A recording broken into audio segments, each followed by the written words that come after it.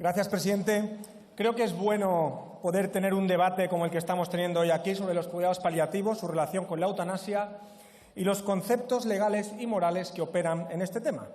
Y además es para mí un privilegio poder tener este debate con alguien de la talla de la señora Lourdes Méndez Monasterio. Lourdes, yo preparo todas mis intervenciones con celo, pero en este caso lo he hecho sabiendo que debatiré con alguien que sabe armarse intelectualmente, a quien reconozco una gran capacidad. Eres muy trabajadora y, por qué no decirlo, eres una buena persona.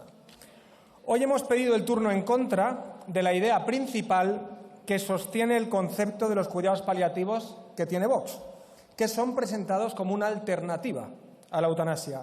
Esta ley de Vox, desde su exposición de motivos hasta su disposición derogatoria única, basa su argumentación en una falacia de la falsa disyuntiva. ¿Por qué? En Vox, en este texto, sostienen que los cuidados paliativos bastan para que la eutanasia sea ilegal y por eso presentan una ley donde se actualizan los cuidados paliativos y, como consecuencia de ello, derogan en una disposición derogatoria única la ley de la eutanasia. Y este es el punto fundamental de fricción con la idea que tenemos de esto en Ciudadanos y el motivo principal por el que hemos pedido el turno en contra. Nosotros tenemos claro que hace falta una ley de cuidados paliativos. Tanto es así que en marzo de 2017 se aprobó en esta Cámara una ley de cuidados paliativos de Ciudadanos. La lentitud de la tramitación hizo que decayera, como por cierto pretenden hacer con la ley de ELA. Al mismo tiempo, mi grupo parlamentario apoyó la ley de eutanasia que presentó en aquel momento. Presentamos una ley de cuidados paliativos y en el mismo acto votamos a favor de una ley que se presentó de eutanasia. Una ley, la de cuidados paliativos de Ciudadanos, que, por cierto, evitaba el desigual acceso que hay en los cuidados paliativos en función del código postal donde uno tenga la suerte de enfermar o residir. Es decir, en España ahora mismo, hasta para sufrir, hasta en nuestros últimos días, el narcisismo competencial de las administraciones se cree más importante que mitigar el dolor o el sufrimiento de las personas. Uno de los grandes problemas del Sistema Nacional de Salud es que no es nacional, sino que está troceado y cada pedazo es muy diferente a los demás.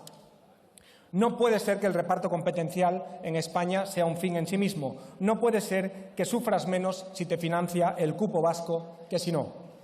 Este es, a juicio de Ciudadanos, uno de los principales problemas del Sistema Nacional de Salud, el desigual trato en la salud, en la enfermedad y en el sufrimiento, incluso en el que te acompaña hasta los últimos días. Volviendo a la propuesta de Vox. Vox considera en esta proposición de ley que los cuidados paliativos bastan y eliminan la necesidad de la eutanasia. Y esto no es verdad. Es más, esto no se sostiene con la evidencia que hoy mismo sufren muchos enfermos en España. Un país avanzado debe tener cuidados paliativos garantizados y también una ley de eutanasia garantista, con requisitos estrictos que aseguran recoger la voluntad plena del enfermo que sufra un padecimiento insoportable y una enfermedad incurable. Desde luego que un enfermo debe tener acceso a recibir el mejor tratamiento para mitigar su sufrimiento y su dolor, pero todo tiene un límite. También la ciencia médica. Desgraciadamente hay padecimientos que no se pueden evitar y hay situaciones que se hacen inaceptables para el paciente. Y digo el paciente en singular porque esta es una decisión individual que tiene su fundamento en la autonomía del individuo, algo que niega Vox en su exposición de motivos. Desde el principio de esta exposición de motivos, que he leído con mucho interés, está plagada de cuestiones que nunca deben estar reflejadas en una ley.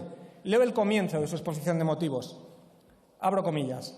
Existen ciertos derechos que emanan de la esencia de las cosas, de su naturaleza, con independencia de que la regulación jurídico-positiva los reconozca o no. Cierro comillas.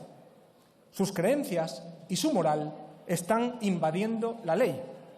La moral, la religión y las creencias deben ser protegidas por la ley. Y yo las respeto.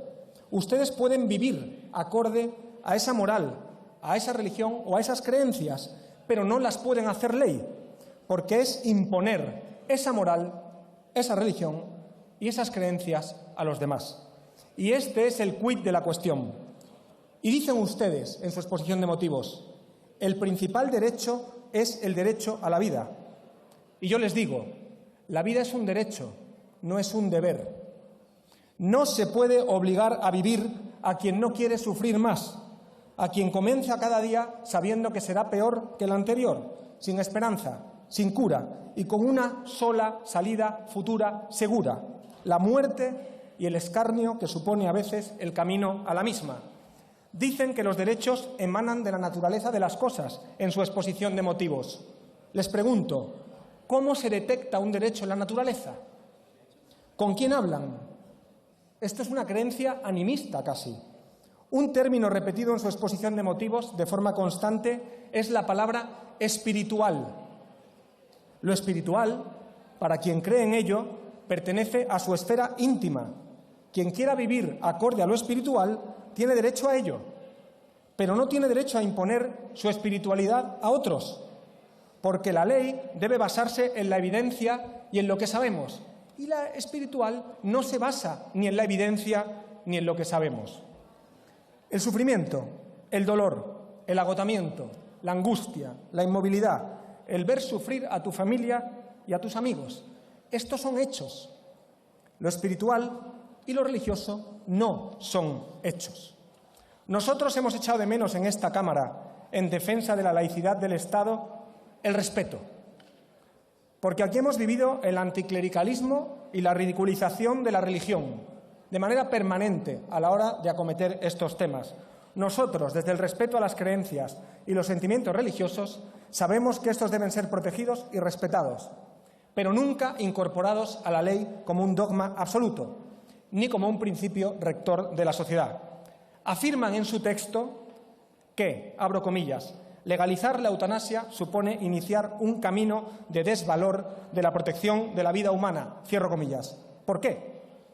Sus argumentos aquí son débiles. No solo tienen que plagar su texto de conceptos que pertenecen a ámbitos de las creencias, sino que tienen que advertir de un futuro incierto.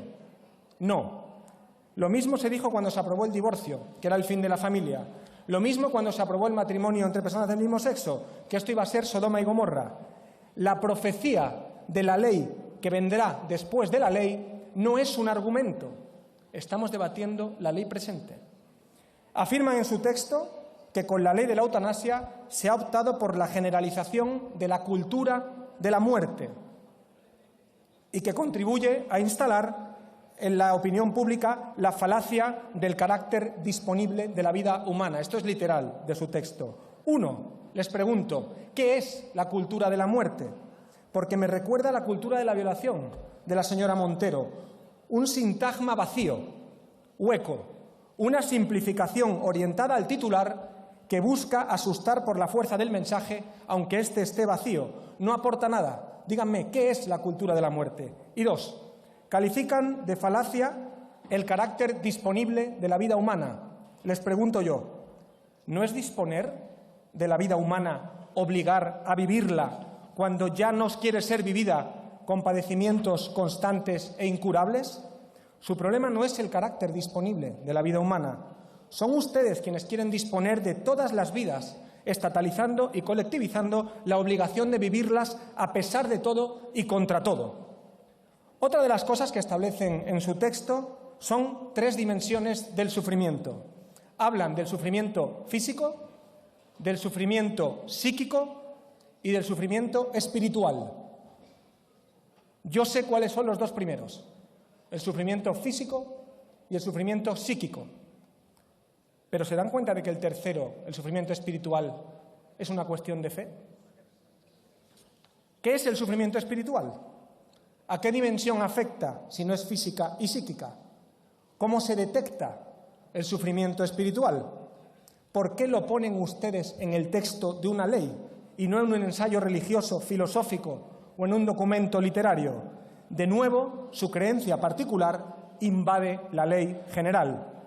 También dicen que hay que proteger la vida hasta su extinción natural. ¿Qué es la extinción natural? ¿No se dan cuenta de que la Ilustración, el progreso y la ciencia son la superación del principio de entropía, de la tendencia a la destrucción y el determinismo de las fuerzas de la naturaleza, es decir, al fin natural de las cosas? ¿No se dan cuenta de que el ser humano progresa contra el fin natural de las cosas? ¿No se dan cuenta de que progresamos contra la evolución de otras especies y contra la entropía, ¿no se dan cuenta de que lo natural es morir de caries o que lo natural es que muera 1 de cada 3 niños? No me hablen del fin natural de las cosas, hay que superarlo. Vivir la vida en libertad, con plenos derechos, sin la ley del más fuerte, no es lo natural. No sacralicen lo natural.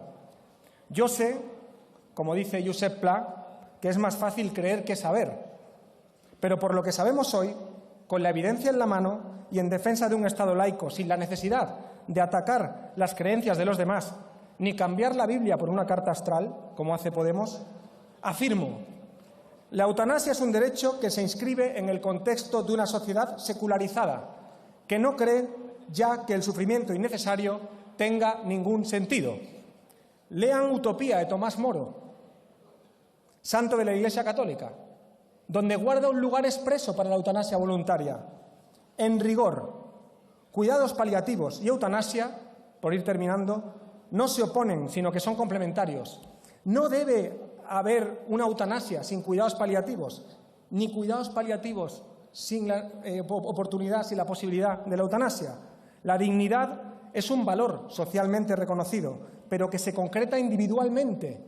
Solo uno mismo puede determinar si su propia existencia tiene o ha dejado de tener dignidad. Yo sé que es difícil ejercer la libertad, pero deben dejar ejercerla a quien sea capaz de ello. Es hora de conceder al ser humano la plena posesión de su destino. Muchas gracias. Gracias.